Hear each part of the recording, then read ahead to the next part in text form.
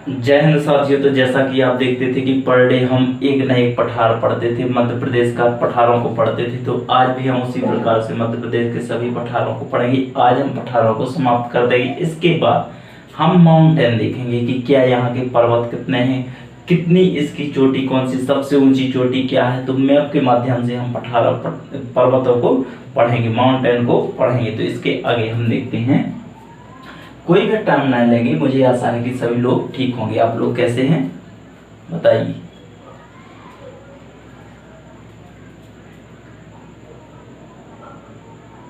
हाँ,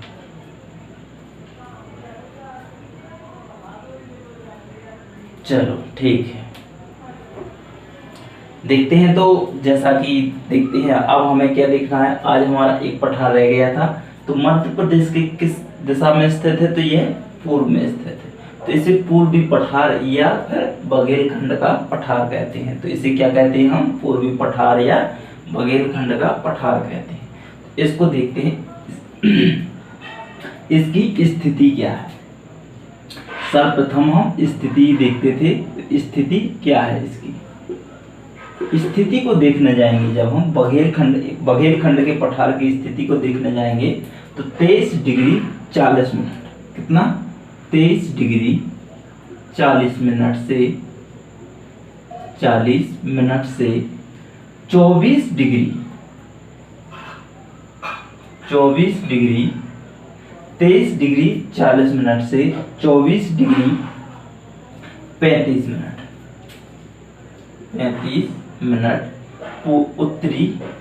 उत्तरी अक्षांश।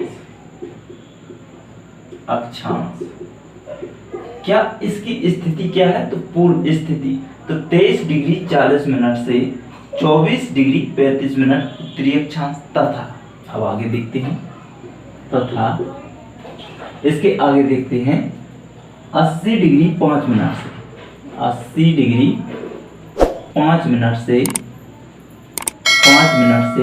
82 डिग्री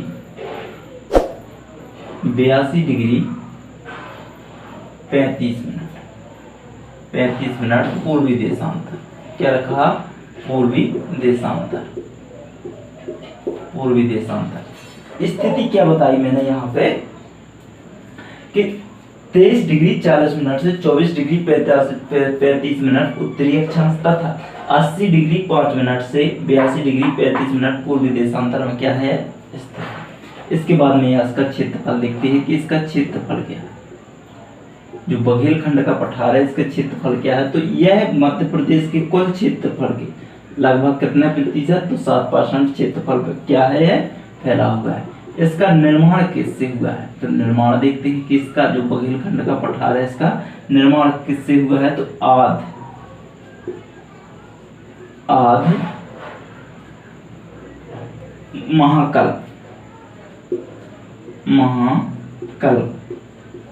महाकल्प की चट्टानों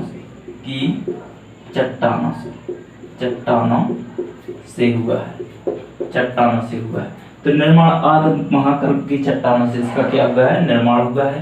क्षेत्रफल कितना है, तो 7% इसका क्षेत्रफल है। मध्य प्रदेश के कुल क्षेत्रफल का कितना है, तो 7% है। इसके संबंधित देखते हैं, इससे संबंधित कौन कौन से जिले हैं। तो कौन कौन से जिले में बघेलखंड का पठार फैला हुआ है, तो उसको देखते हैं हम।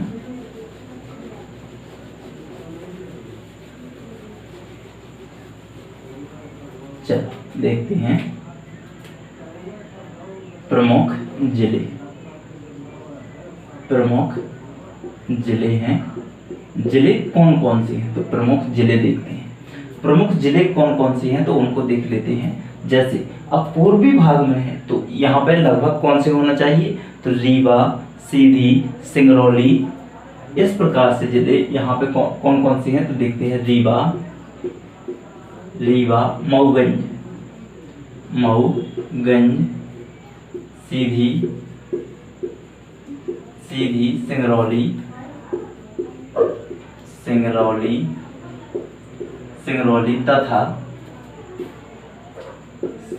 तथा शहडोल आदि जिले इसके अंतर्गत क्या है, आते हैं। तो रीवा, मऊगंज, सीधी, सिंगरौली तथा शहडोल इसके अंतर्गत के आते हैं। इसके आगे देखते हैं यहाँ की वर्षा क्या है। तो वर्षा को देखते हैं कि वर्षा में कितनी है, यहाँ पे कितनी प्रभावी है। तो जलवायु कैसी है यहाँ की, वर्षा देखते हैं। तो यहाँ पे अत्यधिक वर्षा होती है, कितनी, तो 125 सेंटीमीटर से 140 सेंटीमीटर तक क्या होती है, वर्षा होती है। यहाँ की वर्षा सर्वाधिक जल वर्षा कहाँ पे होती है, तो बघेलखंड के पठार में होती है। कितनी होती है, तो 125 सेंटीमीटर से 140 सेंटीमीटर। अभी तक जितने भी पठार पड़ाए हैं उनमें से सबसे ज्यादा यहाँ पे वर्षा होती है। यदि जलवायु की बात की जाए, जलवायु, तो यहाँ की जलवायु किस प्रकार की जलवायु है, तो ग्रीष्म ऋतु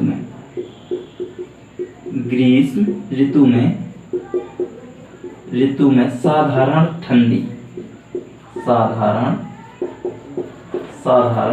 गर्म तथा जब यहाँ पे वर्षा होगी तो क्या ऐसे तो होंगे ही, हम नहीं होंगे। तो ग्रीष्म ऋतु कहाँ, शीत ऋतु में, सॉरी, ग्रीष्म ऋतु तो हो चुकी है, शीत ऋतु में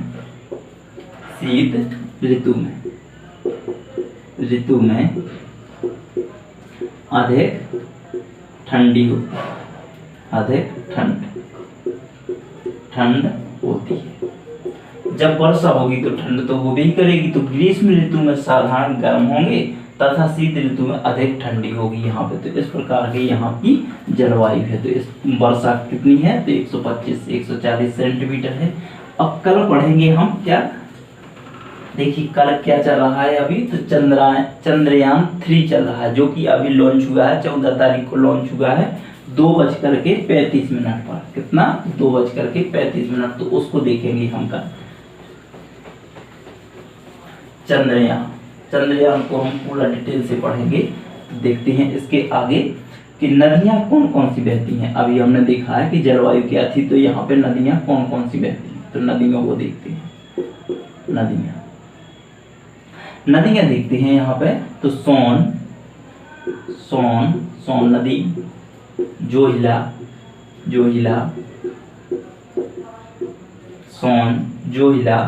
इसके आगे देखते हैं बनास, तथा गोपद आदि नदियां प्रवाहित होती हैं। आदि, तो सोन, जोहिला, बनास तथा गोपद आदि नदियां प्रवाहित होती हैं। इसके आगे देखते हैं यहाँ का विशेष क्या है, अर्थात मिट्टी क्या है, यहाँ की मिट्टी।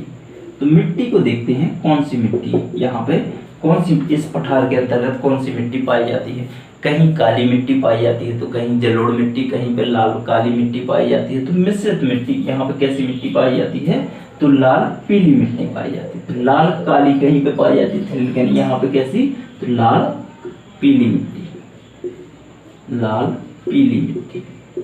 इस क्षेत्रफल के पठार में कौन सी मिट्टी पाई जाती है, तो लाल पीली मिट्टी पाई जाती है।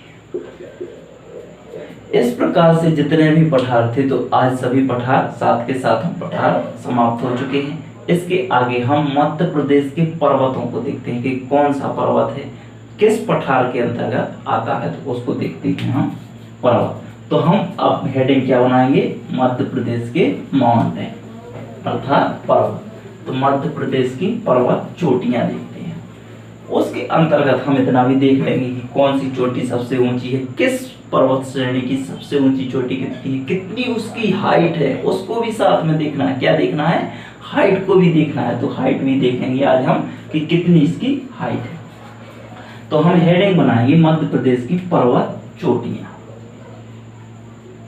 मध्य प्रदेश की पर्वत चोटियां, पर्वत श्रेणियां या फिर श्रृंखलाएं बोल सकते हैं। तो हम क्या लिखेंगे, पर्वत श्रृंखला, पर्वत श्रृंखलाएं देखते हैं। तो पर्वत श्रृंखलाओं को देखना है हमें, कौन कौन सी पर्वत श्रृंखला है। तो जब हम पर्वत श्रृंखला देखेंगे तो सर्वप्रथम मैप बनाएंगे। तो हम जितना मैप बनाएंगे उतना ही बताएंगे। चलो देखते हैं, जी मध्य प्रदेश का कौन सा हिस्सा है, आप समझ चुके होंगे कि मध्य प्रदेश का कौन सा हिस्सा है। चलो इसको देखते हैं।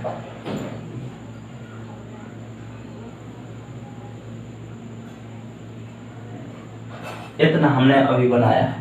सर्वप्रथम यहाँ पे एक श्रृंखला है, यहाँ पे एक पर्वत श्रृंखला है जो कि किस प्रकार से, इस प्रकार से पर्वत श्रृंखला फैली हुई है, जिसे हम क्या कहते हैं, गोपांचल। गोपांचल पर्वत श्रृंखला। पर्वत तो कौन सा पर्वत है, तो गोपांचल पर्वत कहाँ पे है, तो यहाँ पे कौन सा पठार था, तो मध्य भारत का पठार। तो मध्य भारत के पठार में कौन सा पर्वत है, तो गोपांचल पर्वत। इसके आगे देखते हैं। अब इसका जो इतना भाग बनाया है, अब इसके जस्ट यहाँ पे देखते हैं, यहाँ पे एक पर्वत श्रृंखला है। यहाँ पे जो ये ऊंची चोटी है, ये कौन सा है, तो इसको देखते हैं, कैमूर। कैमूर पर्वत कौन सा है, कैमूर पर्वत। इसके जस्ट यहाँ पे एक और है, ये विंध्यन शैल समूह की है, तो इसको हम रफ करके बताएंगे। इसको देखते हैं, इसकी एक ऊंची चोटी होगी, तो इसकी एक क्या है, ऊंची चोटी है। तो ये कौन सी है, भांडेर। कौन सी है, भांडेर। तो यहाँ पे कैमूर, यहाँ पे भांडेर, यहाँ पे कौन सी है, विंध्याचल पर्वत श्रेणी। कौन सी है, विंध्याचल पर्वत श्रेणी। ये कौन सी है, तो विंध्याचल पर्वत श्रेणी। ये विंध्याचल, इसके आगे भांडेर, यहाँ पे कैमूर पर्वत श्रेणी। यदि यहाँ पे देखने जाएं, यहाँ पे एक यहाँ पे चोटी है, यहाँ पे सिगार। कौन सी है, तो सिगार चोटी। कौन सी है, सिगार पर्वत चोटी। तो यदि यहाँ पे देखें हम, जो भांडेर है, भांडेर की सबसे ऊंची चोटी जो कि कौन सी है, सद्भावना, जो कि कहाँ पे है, तो इसमें दमोह जिले में है। भांडेर की सबसे ऊंची जो भांडेर पर्वत श्रेणी है, श्रृंखला है, इसकी सबसे ऊंची चोटी जिसका नाम क्या है, सद्भावना है, जो कि कहाँ पे है, दमोह जिले में है। अब इसके आगे इसको रफ करते हैं, इसके ऊपर बनाएंगे। अभी हम इतना नहीं बनाएंगे, इसके नीचे बनाएंगे। तो देखते हैं, हाँ यहाँ पे कैमूर में, और देखिए आप जो कैमूर पर्वत ये श्रृंखला है, इस पर्वत श्रृंखला में क्या है, तो मैहर। यहाँ पे क्या है, मैहर, सतना जिला में। तो सतना में मैहर अर्थात शारदा माता का मंदिर इसी पर है, कैमूर पर्वत श्रेणी के त्रिकुट पर्वत पर। तो त्रिकुट पर्वत पर कौन है, माता शारदा माता है। आगे देखते हैं,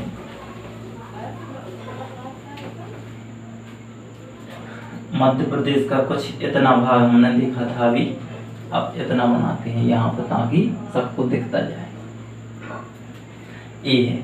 अब यहाँ पे देखते हैं हम, ये कौन सा है, तो ये गुजरात हो जाएगा। तो गुजरात से लगा हुआ एक पर्वत है जो कि सतपुड़ा पर्वत श्रेणी को हमने पढ़ाया था। तो ये क्या हो जाएगा, ये हो जाएगा राजपीपला। ये क्या है, महाराष्ट्र है। तो कुछ भाग मध्य प्रदेश तथा महाराष्ट्र में जाएगा। इसको देखते हैं हम, मध्य प्रदेश तथा महाराष्ट्र। यहाँ पे छत्तीसगढ़ है। तो छत्तीसगढ़ मध्य प्रदेश में क्या है, एक पर्वत श्रृंखला है। तो ये क्या हो जाएगी, राजपीपला। यहाँ पे महादेव पर्वत श्रेणी, यहाँ पे होगी मैकाल पर्वत श्रेणी। यहाँ पे कौन सी है, राजपीपला, यहाँ पे महादेव, यहाँ पे मैकाल पर्वत श्रेणी। यदि पूछा जाए कि राजपीपला की सबसे ऊंची चोटी कौन सी है, तो राजपीपला की सबसे ऊंची चोटी यहाँ पे होगी। महादेव पर्वत की सबसे ऊंची चोटी कौन सी है, तो यहाँ पे होगी। और मैकाल पर्वत की सबसे ऊंची चोटी तो यहाँ पे होगी। चलो देखते हैं तीनों के नाम क्या है, तो एक एक करके देखेंगे। तो जो राजपीपला है, इसकी सबसे ऊंची चोटी कौन सी है, तो चूलगिरी। कौन सी होगी, चूलगिरी। इसकी जो महादेव पर्वत है, महादेव पर्वत श्रृंखला की सबसे ऊंची चोटी कौन सी है? तो धूपगढ़ होगी, धूपगढ़। और मैकाल पर्वत चोटी की सबसे ऊंची चोटी कौन सी है? तो अमरकंटक, अमरकंटक, अमरकंटक। इस प्रकार से चूलगिरी, चूलगिरी के बाद धूपगढ़ तथा अमरकंटक। यदि चूलगिरी की ऊंचाई पूछी जाए, सद्भावना की बताई थी, कितनी बताई थी? सद्भावना, चलो बताइए, धूपगढ़ की कितनी है? तो 1350 मीटर। चूलगिरी की पूछी जाए यदि, चूलगिरी 12-15 मीटर, 12-15 मीटर। अनूपपुर की लिखिए, अनूपपुर, अनूपपुर की क्या है?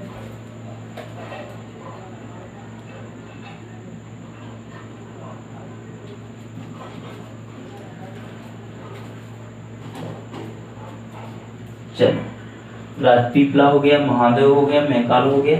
यहाँ से ये अलग अलग है, सभी श्रेणियां क्या है? अलग अलग है। यहाँ से क्या है? मध्य प्रदेश है। तो यहाँ पे कौन सा होगा? गुजरात तथा मध्य प्रदेश में राजपीपला कहाँ पे फैली हुई है? तो गुजरात तथा मध्य प्रदेश राज्य में। इसके बाद में महादेव पर्वत श्रेणी महाराष्ट्र, यहाँ पे कुछ भाग महाराष्ट्र में है और मध्य प्रदेश में। मैकाल जो पर्वत श्रेणी है ये मध्य प्रदेश तथा छत्तीसगढ़ राज्य में फैली हुई है। इसके आगे देखते हैं हम सभी जो श्रेणियां हैं, सभी श्रेणियों को देख चुके हैं। इसके बाद में इनका वर्णन देखते हैं कि कौन सी क्या है। धूपगढ़ इसको मैं बता ही चुका हूं। इसके आगे देखते हैं विंध्याचल पर्वत श्रेणी में, विंध्याचल पर्वत श्रेणी कौन सी है? तो विंध्याचल पर्वत श्रेणी यहाँ पे जो पहले बनाई थी उसको देखते हैं कि उसकी कौन कौन सी चोटी। तो भांडेर लिखवाई थी। इसके बाद में विंध्याचल, भांडेर तथा कैमूर।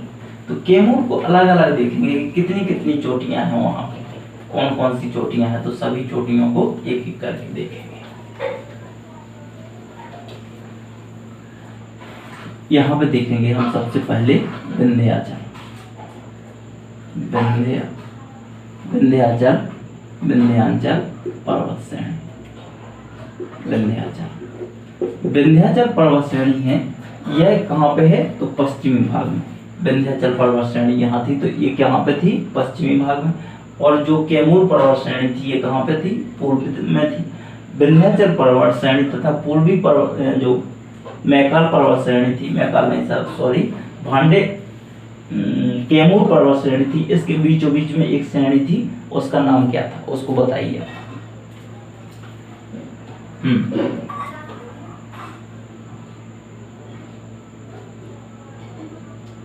जो विंध्याचल पर्वत श्रेणी है ये मध्य प्रदेश के कहाँ पे है? तो पश्चिम में स्थित है। पश्चिम में कहाँ पे है? स्थित है।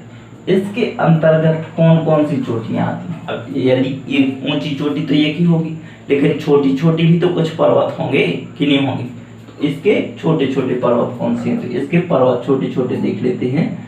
तो मांडू, मांडू, मांडू के बाद देखते हैं असरफी, असरफी, असरफी तथा काकड़ी बर्डी, काकड़ी बर्डी, काकड़ी बर्डी आदि इस प्रकार की यहाँ पे चोटी है। इसके बाद में देखते हैं भांडे, भांडे, भांडे जो पर्वत श्रेणी है उसके अंतर्गत क्या है? यह मध्य में स्थित है। विंध्याचल पर्वत तथा कैमूर पर्वत श्रेणी के कहाँ पे है? तो बीचों बीच में। अभी हमने बताया था जो विंध्याचल पर्वत श्रेणी इस साइड थी और जो कैमूर पर्वत श्रेणी सबसे लास्ट में थी, जहाँ पे त्रिकुटा पर्वत है, जहाँ पे माँ वैष्णो देवी विराजमान है। तो इसके बाद में इसके आगे देखते हैं भांडेर। भांडेर की सबसे ऊंची चोटी कौन सी बताई थी? तो सद्भावना, जिसकी ऊंची सद्भावना की ऊंचाई कितनी बताई थी? तो 752 मीटर बताई थी। देखते हैं भांडेर के अंतर्गत क्या क्या आता है। तो यह कौन सा भाग है? मध्य का भाग है। लेकिन जो विंध्याचल पर्वत श्रेणी है ये कहाँ का था? तो सबसे पश्चिमी भाग था, पहाड़ी का पश्चिमी भाग था। ये कहाँ का है? मध्य का भाग है। इसके अंतर्गत कौन कौन सी पहाड़ियाँ आती हैं तो उसको देख लेते हैं। सबसे पहले कौन सी होगी, सतभावना। सतभावना जिसकी ऊंचाई कितनी है तो 752 मीटर। कितनी है, 752 मीटर जिसकी ऊंचाई है, जो कि कहाँ पे स्थित है, दमोह जिला में स्थित है। दमोह जिले के सतभावना कहाँ पे है तो दमोह जिला के अंतर्गत है। इसकी ऊंचाई क्या है तो 752 मीटर है। इसके आगे देखते हैं जो कैमूर पर्वत श्रेणी, कैमूर पर्वत श्रेणी, कैमूर श्रेणी, तो इसके अंतर्गत जो कि ये कहाँ पे है तो सबसे पूर्व में है, तो यह कहाँ पे होगी, पूर्व क्षेत्र में स्थित है। इसके अंतर्गत देखते हैं तो त्रिकुटा, मैंने अभी अभी बताया है त्रिकुटा, त्रिकुटा जहां पे मां शारदा विराजमान है, जो कि मैहर में है। गिद्धराज, गिद्धराज, गिद्धराज पर्वत, इसके आगे देखते हैं गिद्धराज,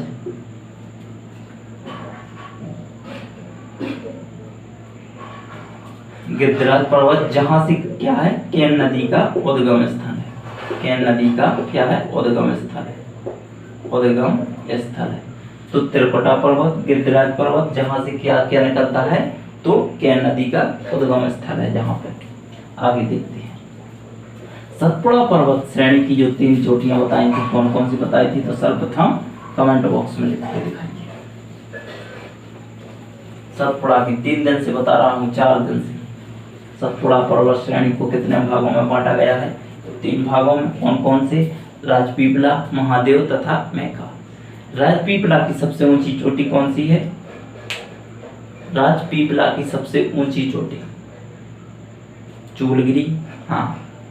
और महादेव पर्वत श्रेणी की सबसे ऊंची चोटी धूपगढ़। चूलगिरी की ऊंचाई कितनी है, 1215 मीटर। इसके बाद में धूपगढ़ की 1350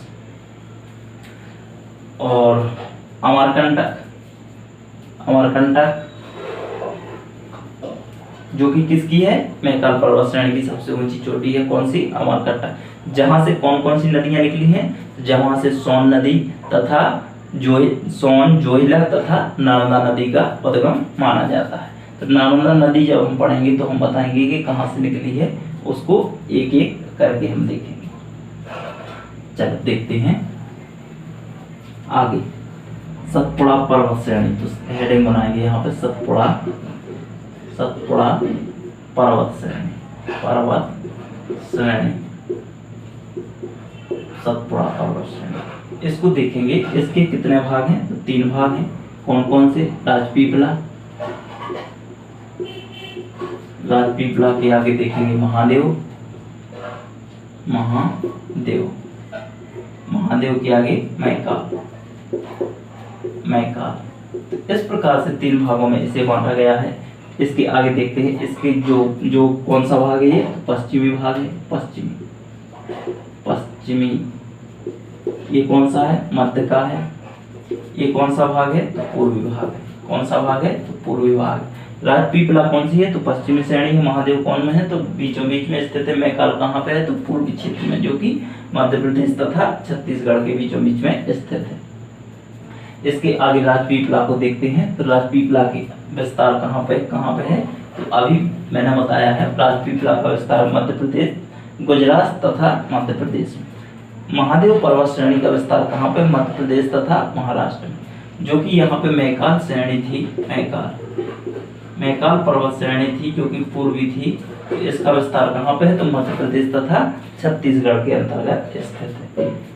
इस प्रकार से तीनों पठार, जितने भी पठार थे तो सभी को जो पर्वत श्रृंखलाएं थी उन्हीं सभी को देख चुके हैं। इसके आगे हम कल देखेंगे संभाग, एक एक संभाग को कि कितने संभाग हैं, सभी संभाग के अंतर्गत कितने जिले हैं, तो प्रत्येक ट्रैक के अनुसार देखेंगे। एक एक ट्रैक, प्रत्येक जिले की ट्रैक बना करके देखेंगे। जय।